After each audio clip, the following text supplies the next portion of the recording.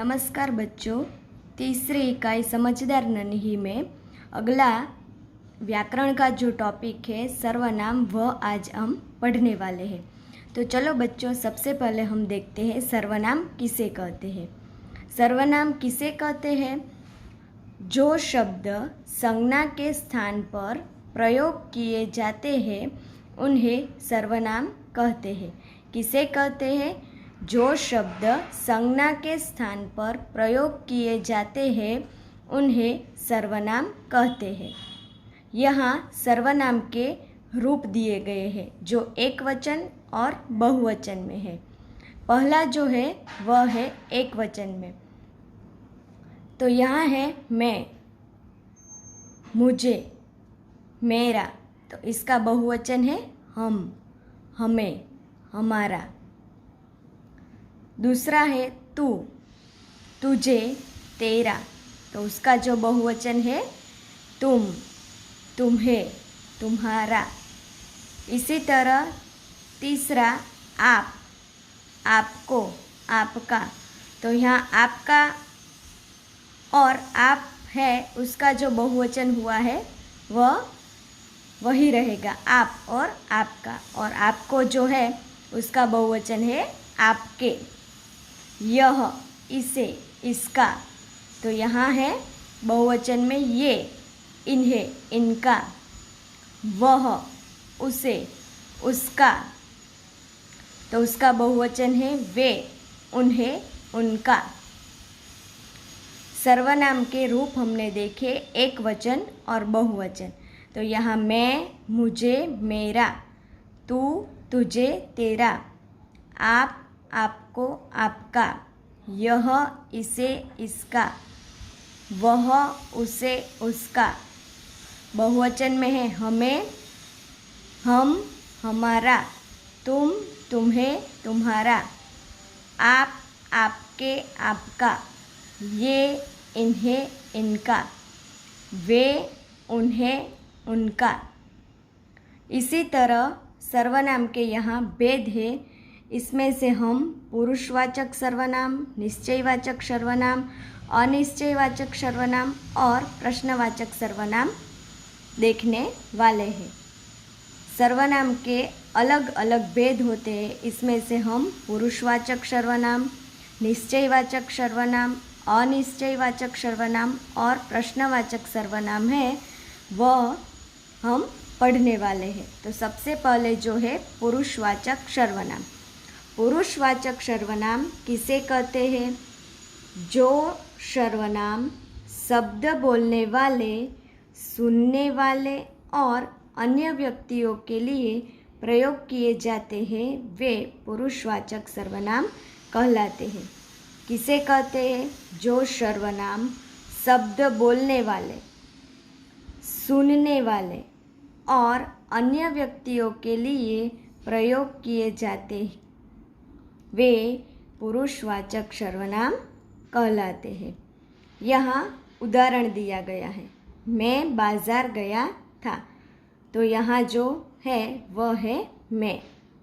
इसी तरह दूसरा उदाहरण है, तुम कहाँ जा रहे थे? तो इसमें जो उदाहरण है वह है तुम।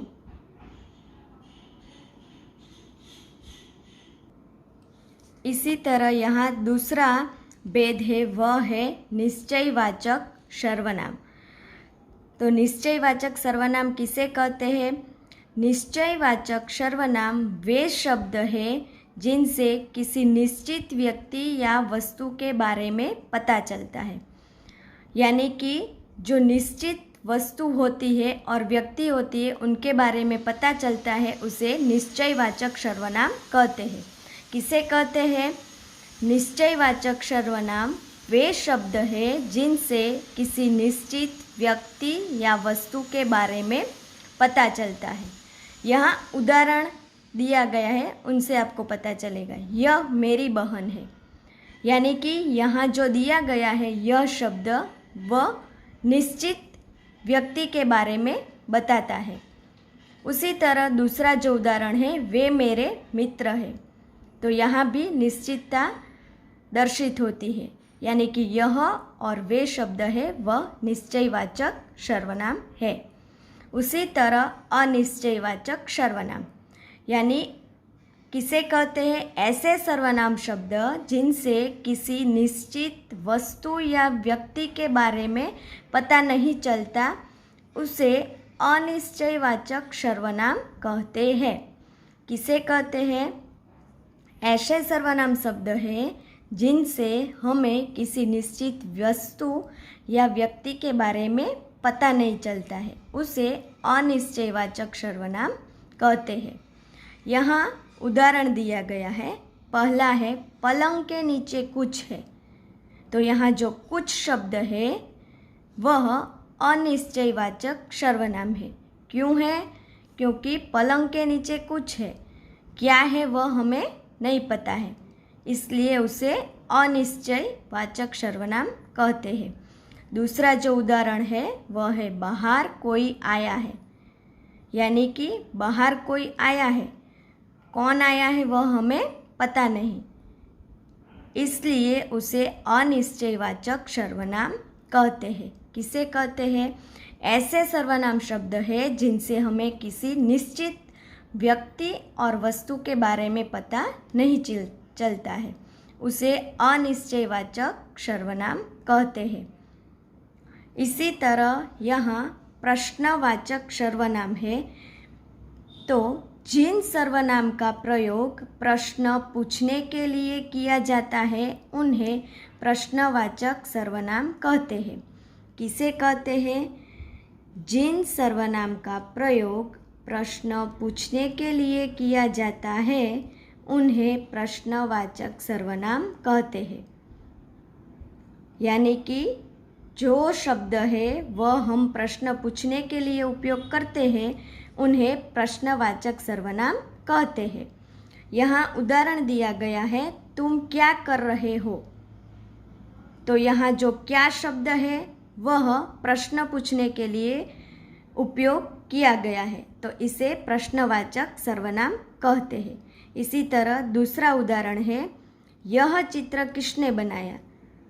तो हम जो प्रश्न पूछते हैं इसमें किसने बनाया यह प्रश्न पूछने के लिए सर्वनाम का प्रयोग किया गया है, तो इसे प्रश्नवाचक सर्वनाम कहते हैं। तो फिर से बच्चों हम एक बार रिपीट कर देते हैं कि सर्वनाम किसे कहते हैं। तो किसे कहते हैं? जो शब्द संज्ञा के स्थान पर प्रयोग किए जाते हैं उन्हें सर्वनाम कहते हैं। किसे कहते हैं? संज्ञा के स्थान पर जो शब्द का प्रयोग किया जाता है उन्हें सर्वनाम कहते हैं।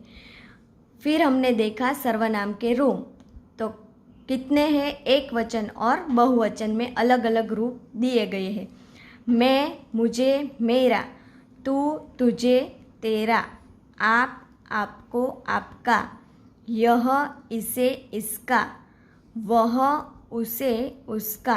तो इसका बहुवचन है हम, हमें, हमारा, तुम, तुम्हें, तुम्हारा, आप, आपके, आपका, ये, इन्हें, इनका, वे, उन्हें, उनका। इसी तरह हमने देखा सर्वनाम के भेद। तो यहाँ जो हम सर्वनाम के भेद पढ़ने वाले थे वो कौन कौन से पढ़ चुके? पुरुषवाचक सर्वनाम, निश्चयवाचक सर्वनाम, अनिश्चयवाचक सर्वनाम और प्रश्नवाचक सर्वनाम। सबसे पहले देखा पुरुषवाचक सर्वनाम। तो किसे कहते हैं? जो शब्द बोलने और सुनने वाले और अन्य व्यक्ति के लिए प्रयोग किए जाते हैं उन्हें पुरुषवाचक सर्वनाम कहते हैं। उदाहरण में हमने देखा मैं बाजार गया था, तो इसमें कौन सा था? मैं शब्द पुरुषवाचक सर्वनाम थे। उसी तरह निश्चयवाचक सर्वनाम, तो किसे कहते थे? निश्चयवाचक सर्वनाम वे शब्द है जिनसे किसी निश्चित व्यक्ति के या वस्तु के बारे में पता चलता है। उदाहरण में हमने देखा यह मेरी बहन है, तो यह शब्द जो है वह निश्चितवाचक सर्वनाम है। उसी तरह अनिश्चयवाचक सर्वनाम हमने देखा वो ऐसे शब्द है जिनसे किसी निश्चित वस्तु या व्यक्ति के बारे में हमें पता नहीं चलता है तो उसे अनिश्चयवाचक सर्वनाम कहते हैं।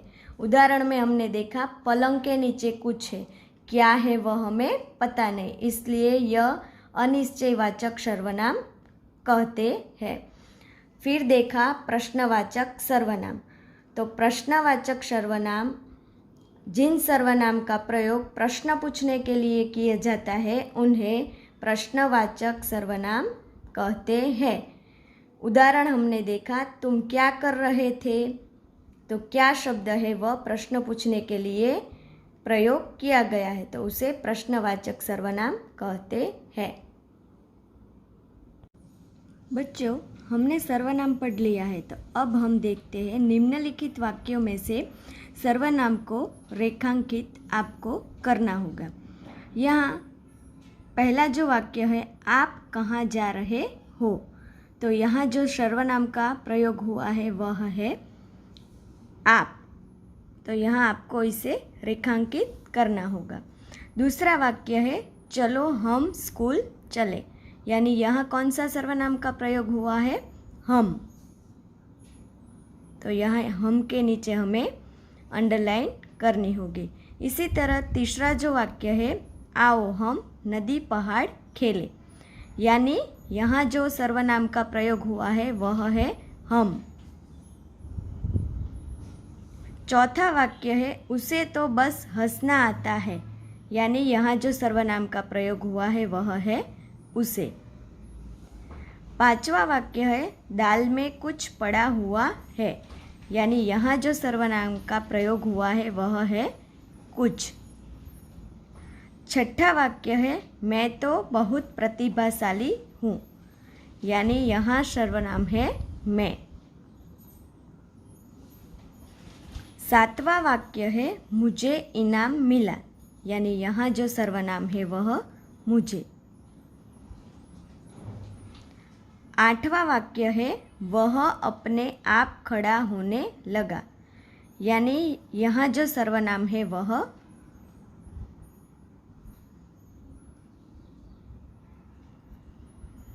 फिर नौवां जो वाक्य है किसका त्याग ही सच्चा आभूषण है, यानी यहाँ जो सर्वनाम है वह है किसका। 10वां जो वाक्य है वह है वे खेल रहा है, यानी यहाँ जो सर्वनाम है वह वे।